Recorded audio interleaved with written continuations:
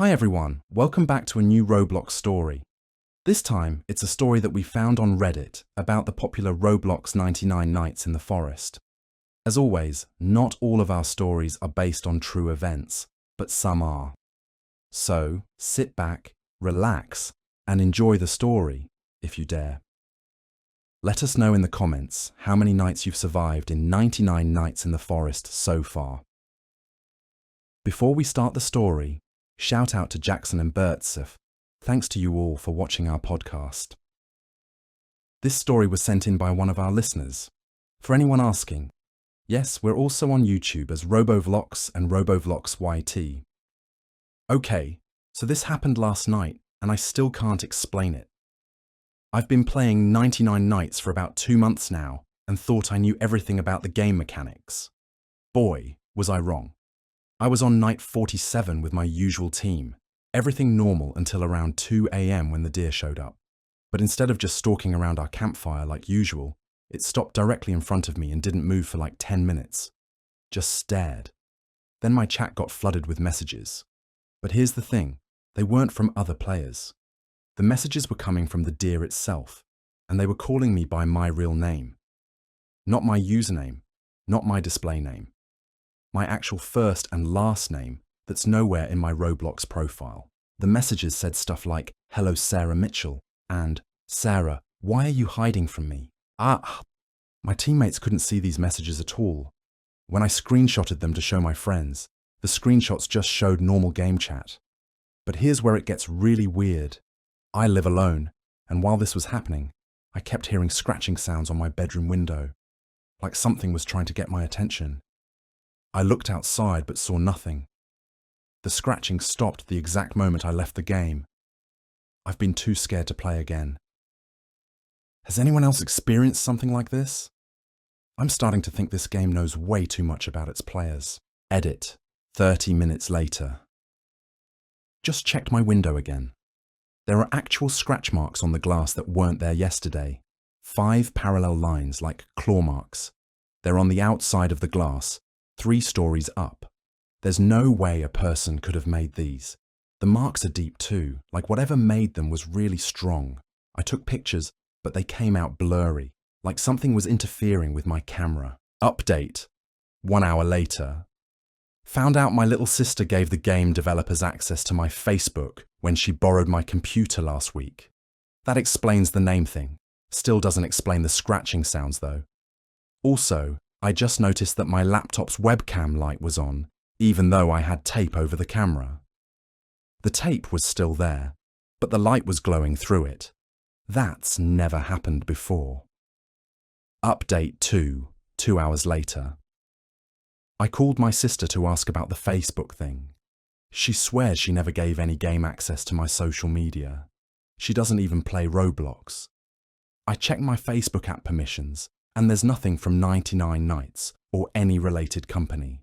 So how did it know my name? Also, I just realized something that makes my skin crawl. When the deer was staring at me in the game, it wasn't looking at my character. It was looking directly at the camera, like it could see me through my webcam. I always keep my webcam covered with tape. But what if that doesn't matter? I decided to test something. I opened the game again just to see what would happen. The moment I logged in, the deer was standing right where I'd left off. It immediately started typing. "Welcome back, Sarah. Did you miss me?" I immediately closed the game, but not before I saw something that made my heart stop. There were other players in the game, but they weren't moving at all. They were just standing there like statues, and they all had their heads turned toward the deer, like they were watching it, or maybe it was controlling them. Update 3, 4 hours later. My neighbor just texted me asking if I was okay. She said she heard someone talking outside my apartment around 2 AM last night, right under my window. A man's voice repeating the same phrase over and over. "Sarah, why are you hiding from me?" The exact same words the deer typed to me. I'm shaking right now. This isn't just a game glitch anymore. I went to check my mailbox and found something weird. There was a letter addressed to me, But instead of my real address, it had my username Night Owl written where the street name should be. The return address just said The Forest, with no other details. I'm scared to open it. The letter is made of really old-looking paper, like parchment, and it smells like wood smoke and something else I can't identify. Something earthy and unpleasant. There's no postmark on it, which means it wasn't sent through regular mail. Someone put it directly in my mailbox. Update 4, 6 hours later. I couldn't sleep, so I decided to do some research. I found other posts about 99 Nights doing weird things, but nothing exactly like this. Most people just talk about normal game glitches or scary moments during gameplay. But I started digging deeper into forums and Reddit threads. I found something disturbing. There are dozens of posts from players who had similar experiences, but they're all deleted now. I can only see them through cached versions and archived pages. Players talking about the deer knowing their names, about hearing things in real life, about getting mysterious letters and packages. But here's the really scary part. I found dates on these posts going back 3 years. Some of the players describe the exact same sequence of events I'm experiencing. First the name recognition, then the scratching sounds, then the letter. But all these posts just stop suddenly. The users never post again after their initial reports. I tried to message some of these users directly, but their accounts are all deactivated. Every single one. But I found something else. The game's developer, Grandma's Favorite Games, doesn't exist. I searched everywhere. No company registration, no website, no other games. The 99 Nights game page on Roblox says it was created by them, but when you click on the developer profile, it just leads to a blank page. I even tried using business databases and government records. There's no company by that name anywhere. So who actually made this game? And how is it still running on Roblox if the developer doesn't exist? Update 5. 8 hours later. I tried to contact Roblox support about this, but their automated system keeps saying my report was invalid and won't let me submit it. Every time I try to explain what happened, the form just resets. It's like the system won't accept reports about this specific game. I also checked the game's reviews. Most are normal 5-star reviews from kids talking about how fun and scary it is, but I found a pattern when I looked more carefully. Every few weeks, someone posts a review saying something like, "This game knows too much," or "Something is watching me," or "I can't stop playing even when I want to." These reviews get deleted within 24 hours, but I managed to screenshot a few before they disappeared. One review from last month said, "The deer knew my address, found me in real life, can't stop it from coming back. If you're reading this, don't play at night. Don't play alone." That review was posted by someone with my exact apartment building address in their bio. Another review just said, "Day 73. It's not a game anymore. It's real. The forest is real. The children are real. We're all real." That one gave me chills because I remember seeing similar messages in some of the deleted forum posts. I think I'm not the first person this has happened to. I think there are others, and something bad happened to them. Update 6. 12 hours later, next morning. I didn't sleep at all last night. Around 4 a.m, I heard footsteps in the hallway outside my apartment. Slow, deliberate steps that stopped right in front of my door. Then 3 soft knocks. Not normal knocks. They were perfectly spaced, exactly 3 seconds apart. I looked through the peephole but saw nothing, just the empty hallway. The footsteps started again, walking away, but they sounded wrong. Too heavy for a person, with an odd rhythm, like something walking on 2 legs but not used to it, like it was learning how to walk like a human. When I finally worked up the courage to open the door this morning, there was something on my doormat, a small wooden carving of a deer, about the size of my palm. It's exactly like the deer skulls the cultists worship in the game, but this one has tiny red eyes made of what looks like real gems. They actually glow in the dark. The carving is warm to the touch, even though it was sitting outside all night in the cold. It feels almost alive, like there's something moving inside the wood, and it's heavier than it should be, like it's made of stone instead of wood. I brought it inside because I was afraid someone might steal it, but now I'm wondering if that was a mistake. Every time I look at it, I feel like it's looking back at me. The red gem eyes seem to follow my movements around the room. Update 7. Same day, afternoon. The wooden deer carving won't stop moving. I put it on my kitchen table this morning and went to shower. When I came back, it was facing a different direction. I thought maybe the table was uneven, so I turned it back and watched it for a few minutes. Nothing happened, but every time I leave the room and come back, it's moved slightly, always turning to face whatever direction I'm coming from, like it's watching me approach. I've tested this a dozen times now. It never moves while I'm watching, but it's always in a different position when I return. I tried to throw it away, but when I got back from taking the trash out, it was back on my kitchen table. Same exact spot. The trash bag was still missing, so I know I actually threw it out. But somehow it came back. I tried hiding it in a drawer, but when I opened the drawer an hour later, it was sitting on top of my kitchen table again. I tried putting it in my car, but when I came back from the grocery store, it was on my dashboard facing toward my apartment building. It wants to be near me, and I'm starting to think it's not just a carving. There's something inside it, something that's watching me and learning about me. I also noticed something else today. My reflection looks wrong in mirrors. Not obviously wrong, but something is off. My eyes look darker than usual, and sometimes I catch myself making expressions I don't remember making. It's like seeing a stranger wearing my face.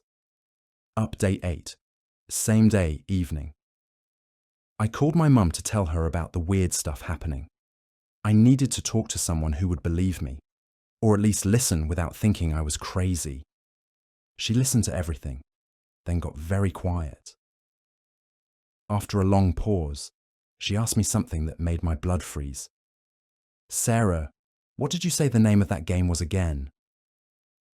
When I told her 99 Nights in the Forest, she started crying. She told me that when I was little, around 5 years old, I used to have terrible nightmares. I would wake up screaming about the deer man who knows my name. This went on for months. My parents took me to doctors, therapists, everyone they could think of. The nightmares were so bad that I was afraid to sleep. I would stay up all night, terrified that the deer man would find me in my dreams. My parents had to sleep in my room with the lights on because I was convinced something was watching me from the darkness. The nightmares suddenly stopped when we moved to a different house. I was too young to remember any of this, but Mum said the change was immediate. The first night in the new house, I slept peacefully for the first time in months. But here's the really terrifying part. I described the nightmares in perfect detail to the therapist back then. I told her about a dark forest, about hiding by a campfire with other children, about cultists in black robes, and about a deer that walked on 2 legs and hunted children who had been marked for the forest. I described things that a 5-year-old shouldn't know about. I talked about survival mechanics, about resource gathering, about the different phases of the moon affecting when the cultists would attack. I even drew pictures of the deer that looked exactly like the creature in the game. Mom still has the therapy notes and all my drawings from that time. She's driving over with them now. She sounded really scared on the phone, more scared than I've ever heard her. Before she hung up, she told me something that made me feel sick. "Sarah, honey, you need to know something. That therapist we took you to, she disappeared about 6 months after our last session with her. Just vanished one day. They never found her." Update 9. Same day night. My mum arrived with a box of old documents from when I was a kid. The therapy notes are worse than I imagined. Way worse. According to the therapist's reports, I would describe the same recurring nightmare every week. I was lost in a dark forest with other children, trying to survive by keeping a fire burning. There was a monster that looked like a deer, but walked like a person, and it knew everyone's real names, even though we never told it. The deer would hunt us at night, while cultists in black robes helped it capture children. But the details I provided were impossibly specific. I described the game mechanics of 99 Nights in the Forest with perfect accuracy. The campfire sanctuary system that protects you from the deer. The resource gathering during daylight hours. The cultist raids that happen every third night. Even the detail about flashlights being able to stun the deer temporarily, but only if you aim for its eyes. I was describing this game perfectly when I was 5 years old, 20 years before it was supposedly created. The drawings are even more disturbing. Page after page of crayon drawings showing the deer in different poses, standing over sleeping children, dragging kids into the forest, leading groups of cultists in their black robes. And in every single drawing, the deer is staring directly at the viewer with those glowing red eyes. But the worst drawing is the last one in the stack.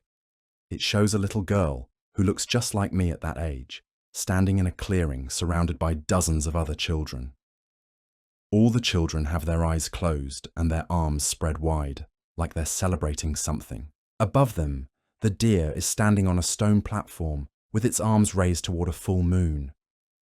At the bottom of the page, in my child's handwriting, are the words, "The choosing is finished. Time to come home." I don't remember drawing any of these pictures. I don't remember the nightmares. But looking at them now, I feel a deep sense of familiarity, like I'm seeing memories from someone else's life. Mum also brought something else that she found in my old bedroom when they were packing to move. A wooden carving of a deer exactly like the one that appeared on my doormat this morning. She said she found it hidden under my bed, and when she tried to throw it away, I had a complete breakdown. I screamed and cried until she gave it back to me. The carving she brought is identical to the new one, except the eyes aren't glowing. They look like they've been burned out, leaving just empty black holes. Mum said that after we moved to the new house, the eyes just went dark one day, and that's when my nightmares stopped. Now I have 2 deer carvings sitting on my kitchen table, facing each other. The old one with dead eyes, and the new one with eyes that glow brighter every hour. I think the old carving was some kind of protection, and now that I'm older, it's not strong enough anymore. I think the new one is here to replace it, to bring me back to whatever I escaped from as a child. Update 10, later that night. The wooden deer carvings started making noise around 10 p.m. Soft clicking sounds, like someone tapping fingernails on wood. Both of them are doing it, but not at the same time. They're taking turns, like they're having a conversation. My mum heard it too, so I know I'm not losing my mind. We decided to record it with my phone to see if we could understand what they were saying to each other. The audio came out completely distorted, just static, and what sounds like whispering in a language neither of us recognize. But when we played it back through my computer speakers, something incredible and terrifying happened. We could hear voices in the static. Not just one voice, but dozens of them. All children's voices, all whispering the same thing over and over. Time to remember. Time to come home. The forest is waiting. But that's not the worst part. When we played the recording back, we could hear my own voice mixed in with the whispers, saying things I never said. On the recording, my voice keeps repeating, "I remember now. I remember the forest. I remember being chosen. I'm ready to return." I never said those words. I was standing right next to my mom the whole time we were recording. But somehow my voice is on that recording, saying things that I definitely did not say. We tried recording again, and the same thing happened. My voice appeared on the recording, saying different things this time. The deer man is calling. The other children are waiting. 20 years is long enough. It's time to finish what we started. I'm starting to think that whatever happened to me as a child isn't over. It was just paused, waiting for me to grow up and become strong enough to complete whatever I was supposed to do back then. The 2 deer carvings have stopped clicking at each other. Now they're both facing the same direction, toward my front door, like they're waiting for something to arrive. Update. 11. Midnight. Something is outside my apartment building. My mum and I can see it from my 3rd floor window. It's standing under the streetlight directly below my window, completely motionless. At first glance, it looks like a person in a dark hoodie, but the proportions are all wrong. Too tall, with arms that hang down almost to its knees. It's standing in a way that humans don't stand. Perfectly straight, with absolutely no natural movement. No shifting weight, no breathing, no blinking, just complete stillness. It's been there for 2 hours now, just staring up at my window. We can't see its face because of the hoodie, but we can feel it watching us. Every time we move away from the window, we're drawn back to look again, and it's still there in exactly the same position. We called the police and told them someone was standing outside our building acting suspiciously. The dispatcher said they'd send a patrol car to check it out. We watched from the window as the police car drove by slowly, shining a spotlight on the area where the figure was standing. But according to the police, there was nobody there. They called us back and said they'd done a thorough search of the area and found nothing suspicious.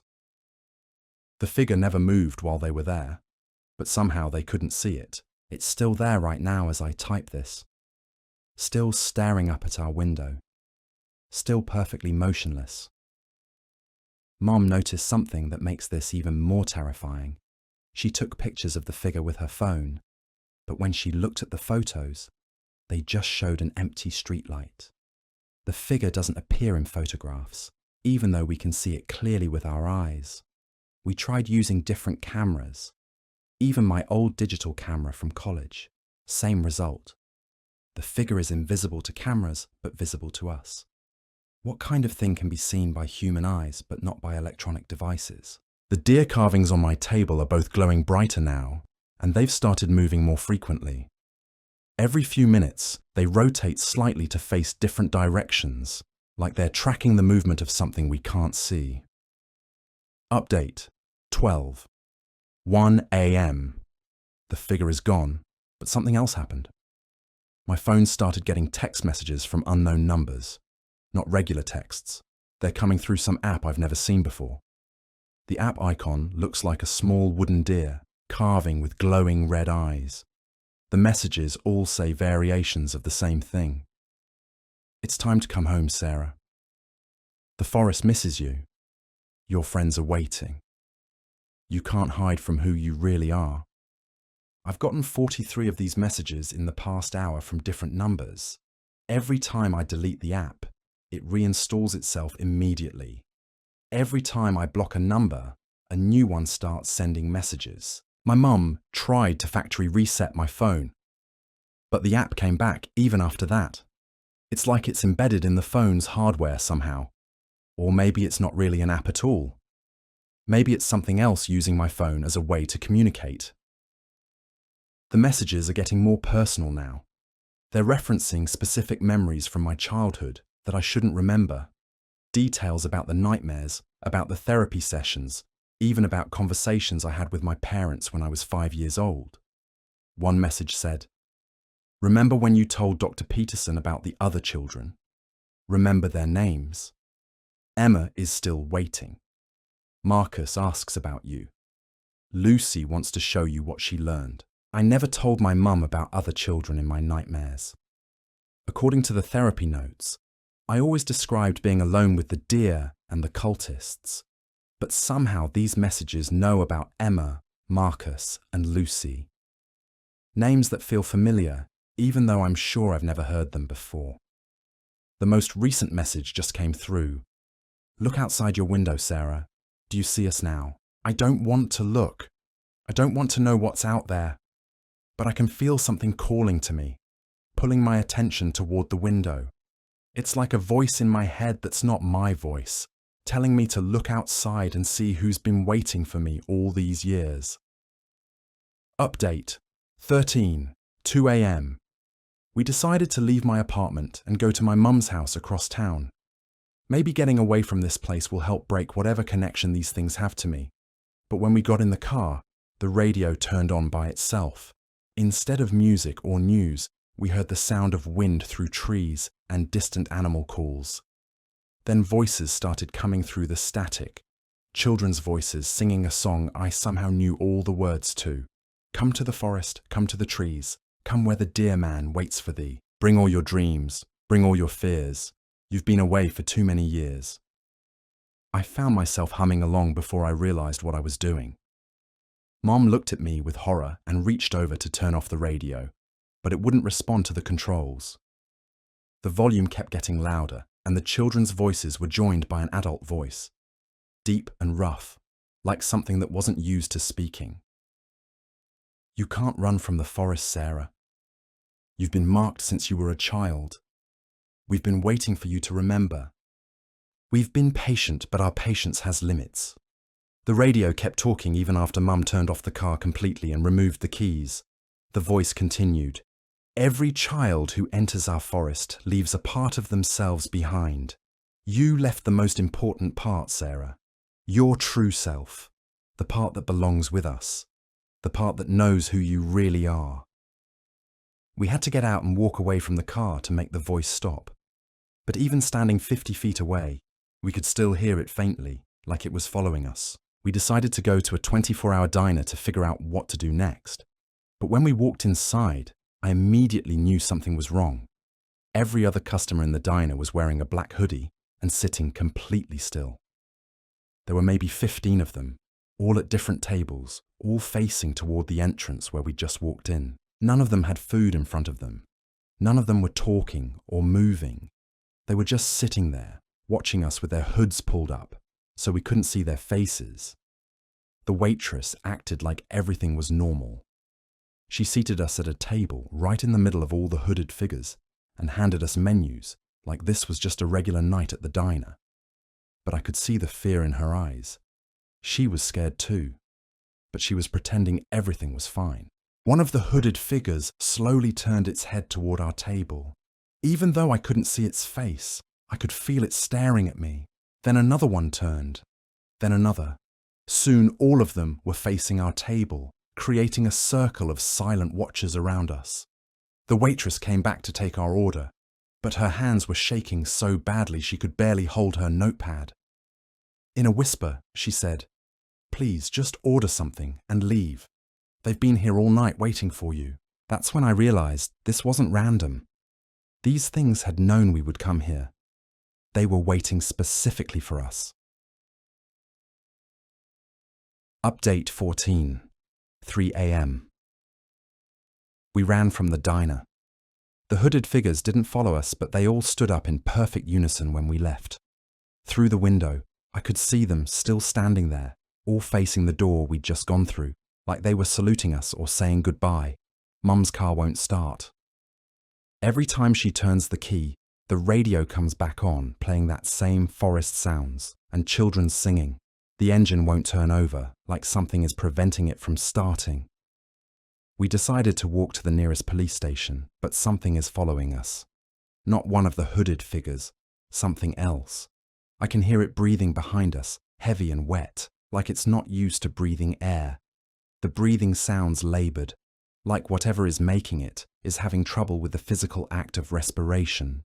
When I turn around, I don't see anything, but there are wet footprints on the sidewalk that weren't there before. Not human footprints. They're elongated and split, like hooves. But they're huge, much larger than any animal I know of. The footprints appear behind us as we walk, staying about 20 feet back. Sometimes I can hear the sound of hooves on concrete, but it's muffled, like the creature is trying to walk quietly, but doesn't know how. Mum can hear it too. She keeps looking over her shoulder and gripping my arm tighter. Neither of us is talking about what we're hearing, but we both know something is following us through the empty streets. The streetlights keep flickering as we pass under them. Not random flickering, they dim when we approach and brighten after we've passed. Like something is drawing power from them or interfering with the electrical systems. I just realized something that makes this even more terrifying. It's 3 a.m. and we haven't seen a single car or person on the streets except for the hooded figures at the diner. In a city this size, there should be some traffic, some late-night workers, someone. But the streets are completely empty except for us and whatever is following us. It's like the whole city has been cleared out, leaving just us and these things that are hunting us. Update 15, 4 a.m. We made it to the police station, but they won't help us.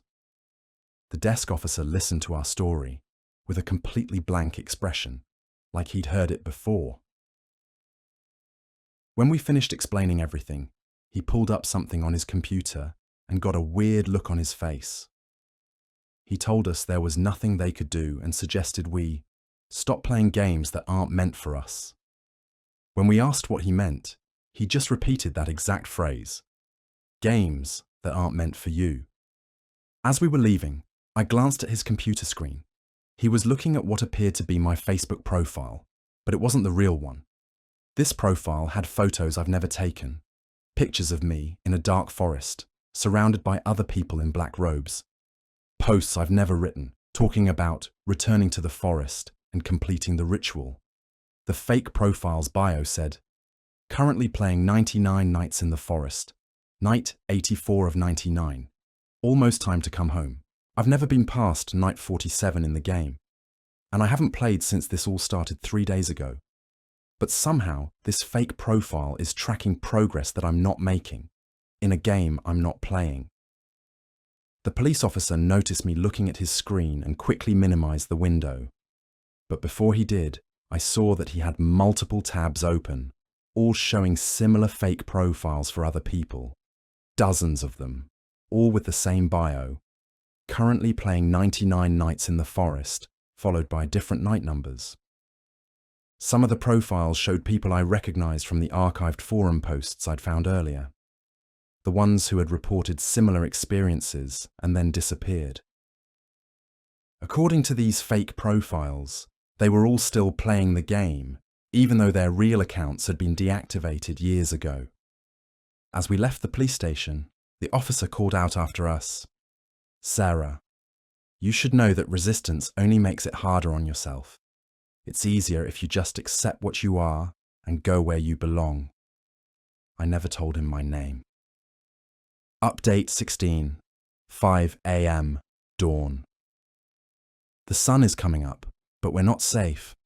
We're hiding in a 24-hour grocery store, trying to figure out our next move.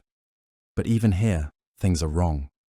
All the security cameras in the store are following us, not just turning to track movement like normal security cameras. They're actively following us, rotating smoothly to keep us in frame no matter where we go. When we move to a different aisle, all the cameras in that section immediately swivel to point at us. The other customers are acting strange too. There are only a few other people in the store, but they keep walking past us and whispering numbers under their breath. Night 85, night 86, night 87. The numbers keep getting higher each time someone walks by. One elderly man stopped right next to me in the cereal aisle and whispered, "Night 88, Sarah, you're running out of time." Then he walked away like nothing had happened. My phone is showing that the 99 Nights app is running, even though I never opened it. According to the app, my character is currently online, playing night 89. But I'm not playing. I'm here in this grocery store, hiding from whatever is hunting me. When I tried to close the app, I could see my character standing in that familiar forest clearing. But it wasn't alone. There were dozens of other player characters standing in perfect formation around it, all facing inward toward a central point where the deer was waiting. My character raised its hand and waved at the camera. I didn't make it do that. Something else is controlling my character, playing the game for me, advancing through the nights while I'm trapped in the real world. All the other characters waved too, in perfect synchronization. Then they all started typing in the chat at the same time. "Welcome to night 89, Sarah. 10 more nights and you can come home forever. Stop fighting and let us help you remember who you really are, Illy." I slammed my phone shut, but I could still hear faint sounds coming from it. The sound of wind through trees, children laughing, and something else. Something large moving through the forest, its hooves cracking branches as it walked. Update 17, 6 a.m. I made a terrible mistake. Even though I knew it was dangerous, I decided to check what my character was doing in the game. I needed to understand what was happening, what these things wanted from me. When I opened 99 Nights on my phone, I immediately saw my character standing in that familiar forest clearing.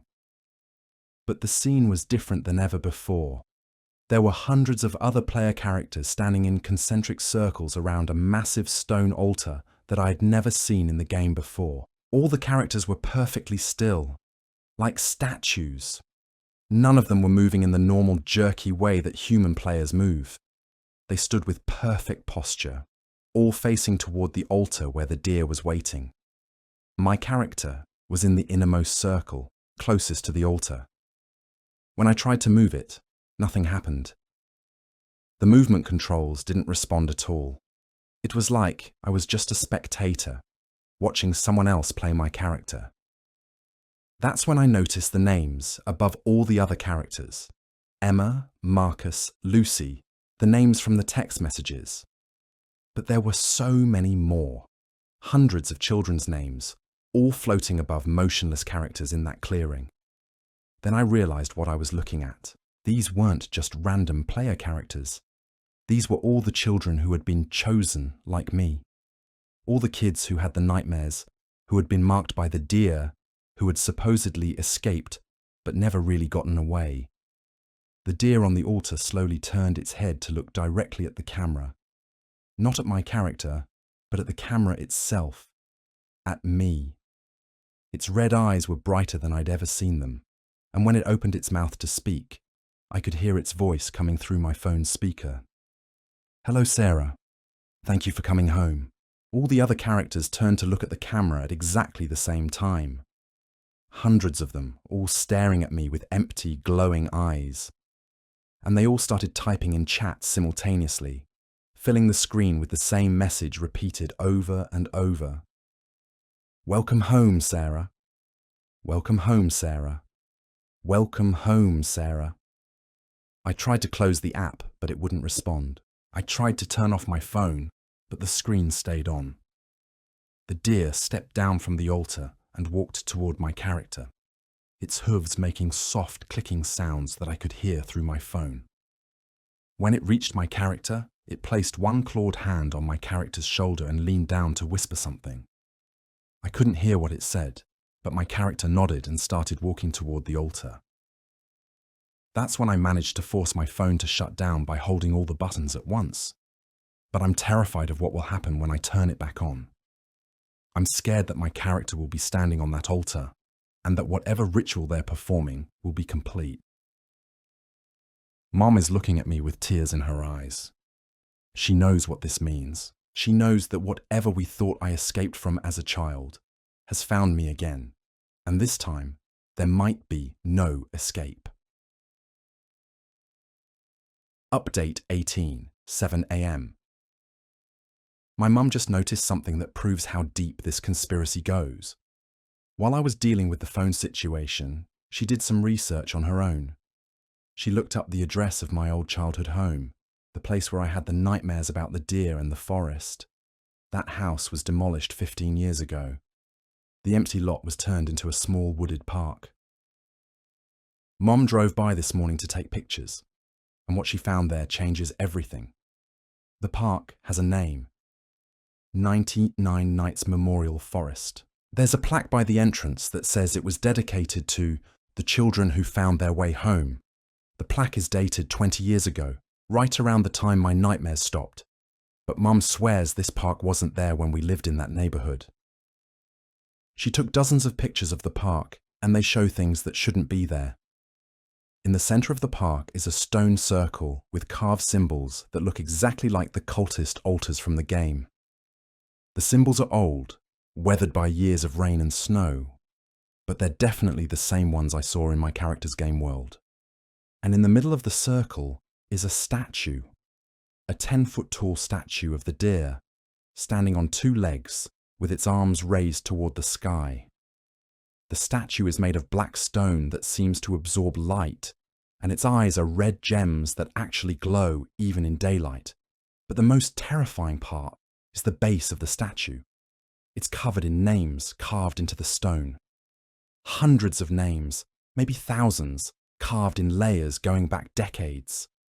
They look like usernames, short, simple names, without numbers or symbols. Mom found my username carved near the bottom. Night Owl, but that's not the worst part. Right next to my username is my real name, Sarah Mitchell.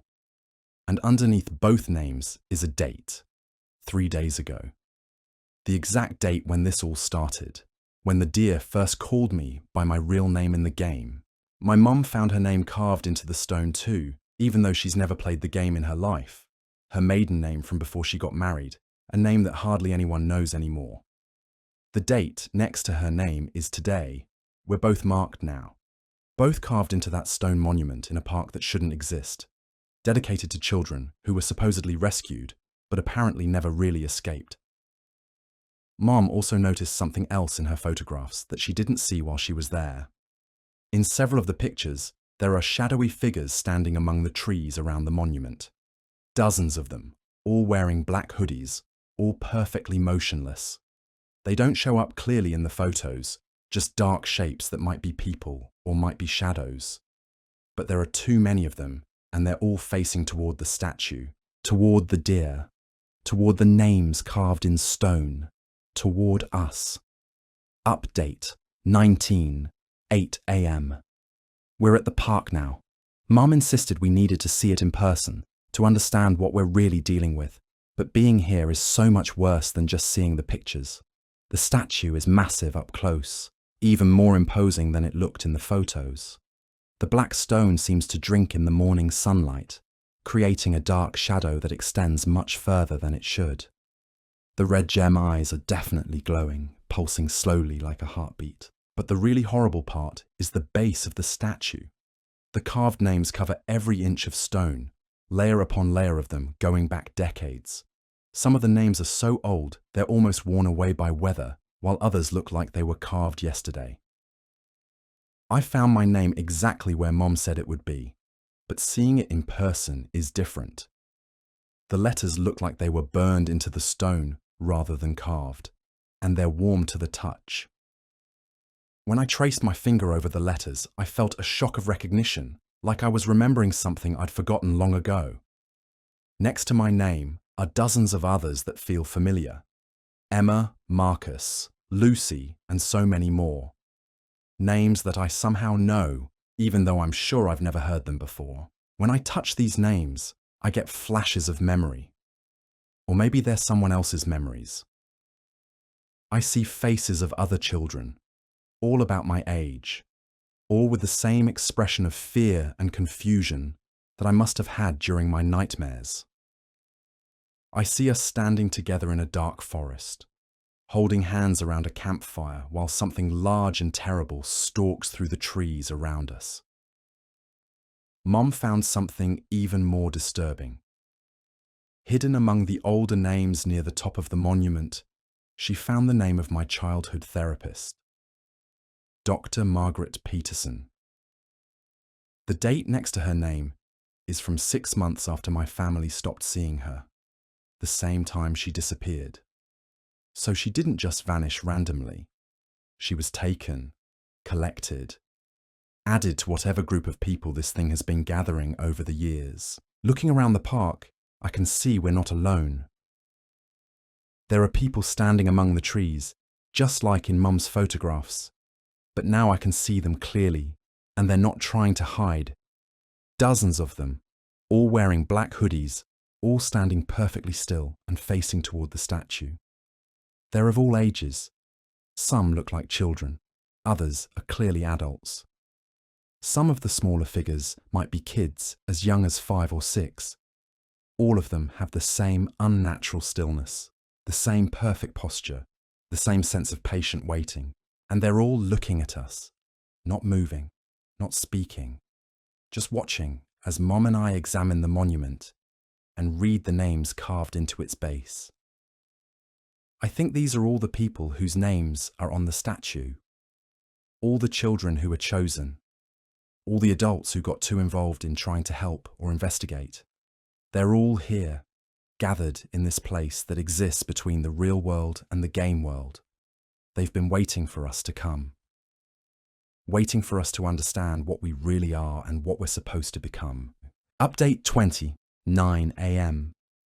More people are arriving at the park, but calling them people might not be accurate anymore. They're coming from all directions, walking out of the surrounding neighborhoods, emerging from cars that pull up and park along the street, stepping out from behind trees and buildings like they were always there waiting. They're all wearing black hoodies and walking in that weird, two-straight way I've seen before.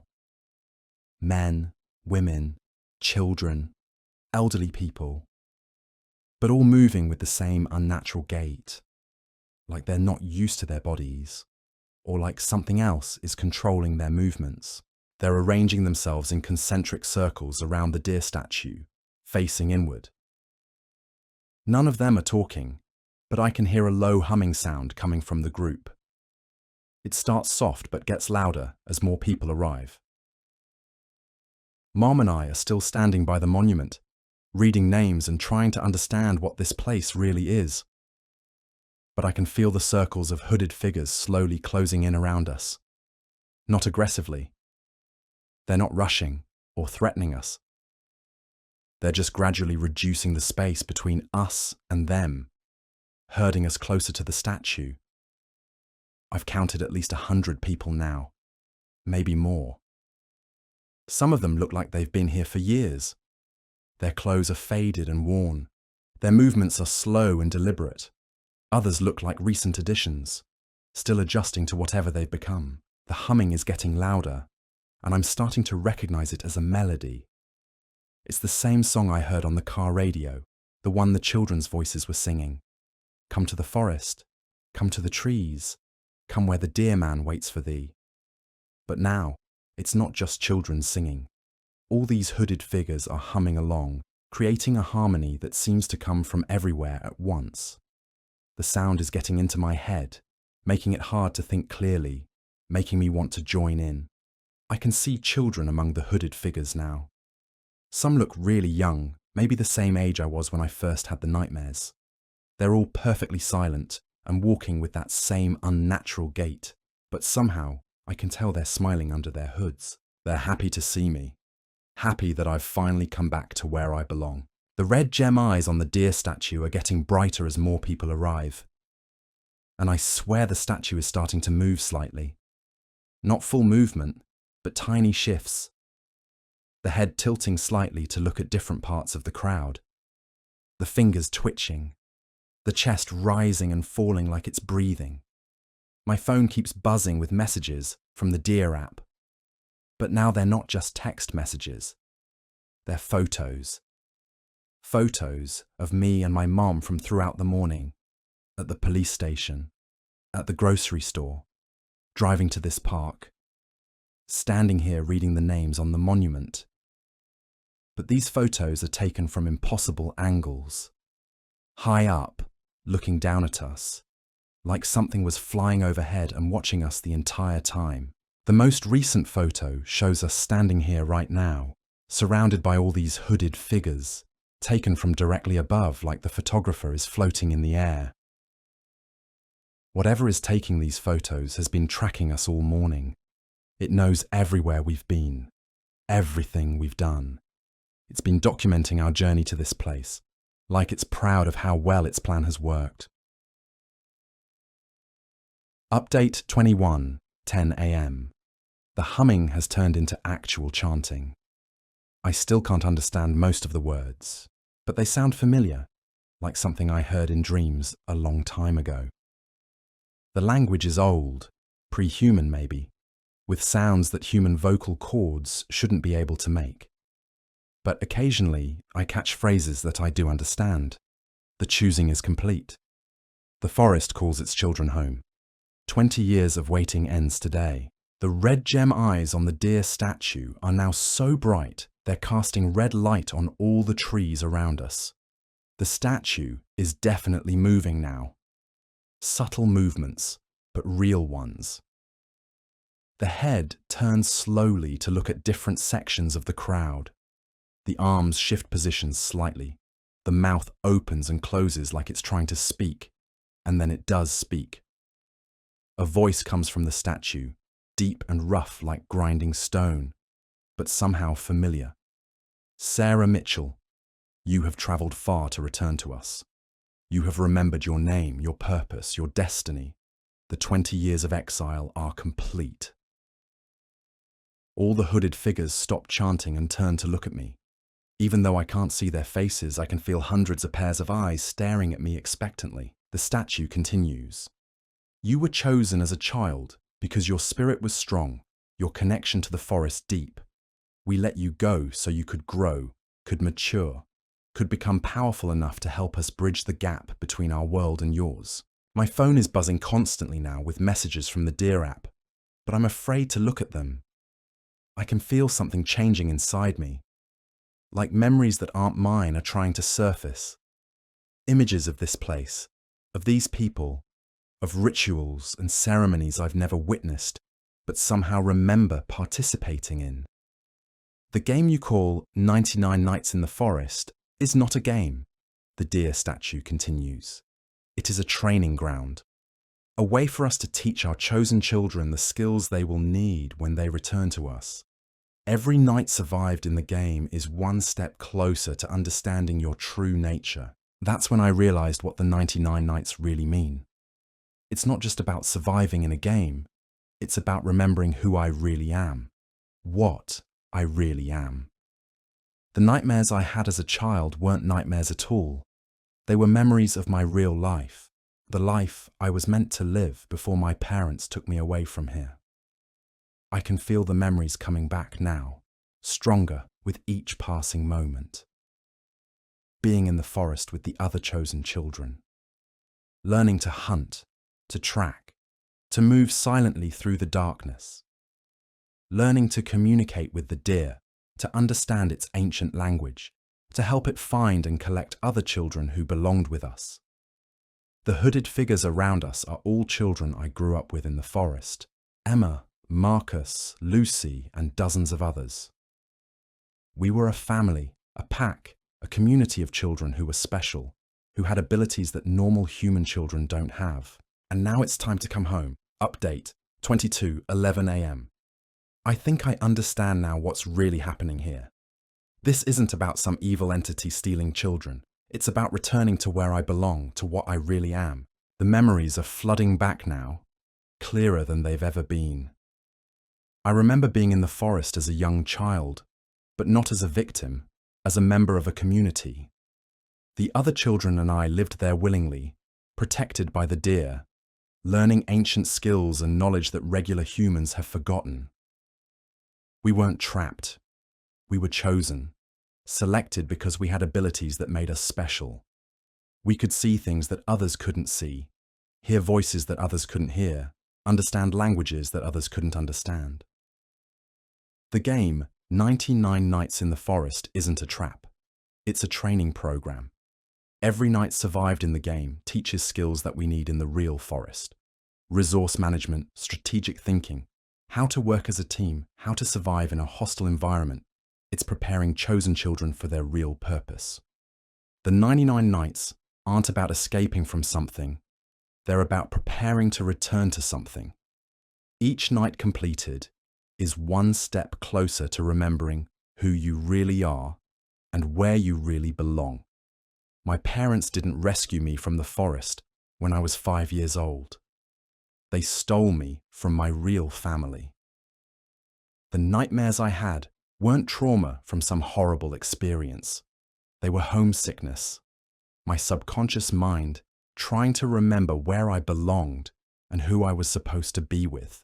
The deer isn't a monster. It's a guardian, a protector of children who are different, who don't fit in the regular human world, who have abilities that make them special. It watches over us, teaches us, helps us develop our gifts. All those other names carved on the monument, they're not victims, they're graduates, children who completed their training and returned to their real home in the forest. They're living the life I was supposed to live, the life I was stolen from 20 years ago. And now it's time to finish what was interrupted. Time to complete my journey home. The chanting has stopped. All the hooded figures have pulled back their hoods, revealing faces I remember from my childhood. Emma looks exactly the same as she did 20 years ago. Still that same bright smile. Still those same kind eyes. Marcus is taller now, but his expression is just as gentle as I remember. Lucy waves at me like we just saw each other yesterday. They're all here, my real family. The people who understood me when no one else did, who accepted my differences instead of trying to fix them, who celebrated my abilities instead of being frightened by them. The deer statue steps down from its platform, no longer stone, but flesh and fur and warmth. It approaches me slowly, its red eyes glowing with what I now recognize as love, not menace. "Welcome home, Sarah," it says in that deep, rumbling voice that I've missed for 20 years. "We've been waiting for you." Update 23, 11:30 a.m. The hooded figures have surrounded us, but not to threaten us. They've formed a circle around me and my mom, and they're all smiling. I can see their faces now, and they're people I remember. People I loved. People who loved me. Some of them are the other chosen children I grew up with in the forest. Others are adults who found their way to us over the years. People who didn't fit in the regular world. Who had abilities that made them special. Who needed a place where they could be themselves without fear or judgment. Dr. Peterson is here too, looking younger and happier than I remember her from the therapy sessions. She approaches me with tears in her eyes. "I'm so sorry, Sarah," she says. "I didn't understand what I was doing when I helped your parents take you away from here. I thought I was helping you by trying to make you forget your true nature. But when I researched your case more deeply, I realized what you really were. What this place really was, and I knew I had to make it right." She gestures to the other adults in the circle. "All of us came here by choice, once we understood the truth. This isn't about being captured or controlled. It's about finding where you belong, finding your real family." The deer approaches my mother, who has been standing beside me in shocked silence through all of this. Instead of fear, I can see recognition in her eyes, like she's remembering something she tried to forget. "Margaret," the deer says, using my mother's first name. "You knew what your daughter was when she was born. You felt her power, saw her abilities. You brought her to us when she was very young, because you understood she needed to be with her own kind." Mum nods slowly, tears streaming down her face. "I remember now, the dreams I had when I was pregnant with her, visions of a forest, of children with special gifts, of a guardian who would protect them. I knew she was different from the moment she was born. But you became frightened when she started developing her abilities," the deer continues. "When she began speaking to things that others couldn't see, when she knew things she shouldn't know, when she demonstrated powers that seemed impossible, so you took her away and tried to make her normal." "I thought I was protecting her," Mum whispers. "I thought if I could make her forget, she could have a regular life, a safe life. But there is no safety in denying what you are," the deer replies gently. "Only pain, only emptiness, only the constant feeling that something is missing. That's when I realize why I've felt incomplete my whole life, why I've never quite fit in anywhere, never felt like I truly belonged. Why I've always been drawn to dark forests and mysterious places. Why I've always been fascinated by things that other people find frightening. It's because this is where I belong. This is my real home. These are my real people." The children from my memories approach me one by one, taking my hands, welcoming me back. Emma hugs me like we were separated yesterday instead of 20 years ago. Marcus shows me how much he's grown and learned during the time I was away. Lucy excitedly tells me about all the things she wants to teach me, all the new abilities she's developed. They're not zombies or cult members or victims of some supernatural predator. They're just children who are different, who have gifts that make them special, who have found a place where they can be themselves without fear or shame. And I'm one of them. I always have been. Final update, 12 p.m. I understand everything now. The dreams I had as a child weren't nightmares. They were memories. Memories of my real life. The life I lived before my parents took me away from my forest family. The deer isn't a monster. It's a guardian, a protector of children who are different. Children who have abilities that regular humans fear or don't understand. Children who need a safe place where they can develop their gifts without being told they're wrong or broken or dangerous. The game 99 Nights in the Forest isn't a trap. It's a recruitment and training tool. It finds children like me, children who have the special abilities needed to survive in our world, and it teaches them the skills they'll need when they come home to us. Every child who plays the game and gets drawn into our world was already one of us. The game doesn't create our abilities, it just helps us remember them. It doesn't force us to join, it just shows us where we belong. The 99 Nights aren't about escaping from something terrible. They're about preparing to return to something wonderful. Each night survived teaches valuable lessons about teamwork, resource management, strategy, and survival. Skills that every member of our forest community needs to have. My mom understands now too. She remembers bringing me to the forest when I was very young, knowing instinctively that I belonged here. She remembers the peace she felt when she saw how happy I was with the other children, how naturally I fit in with our forest family. But she also remembers the fear that crept in when she realized how different I was from regular human children. How I could see and hear and understand things that others couldn't. How I seemed to belong more in this magical place than in the ordinary world she came from. So she took me away, thinking she was protecting me. But all she did was separate me from the people who understood me, who could help me develop my gifts properly, who loved me for exactly what I was instead of trying to make me into something else. The 20 years I spent in the regular world weren't wasted, though. I needed to grow up, to mature, to become strong enough to help bridge the gap between our world and the human world. Now I can serve as an ambassador, helping other chosen children find their way home when they're ready.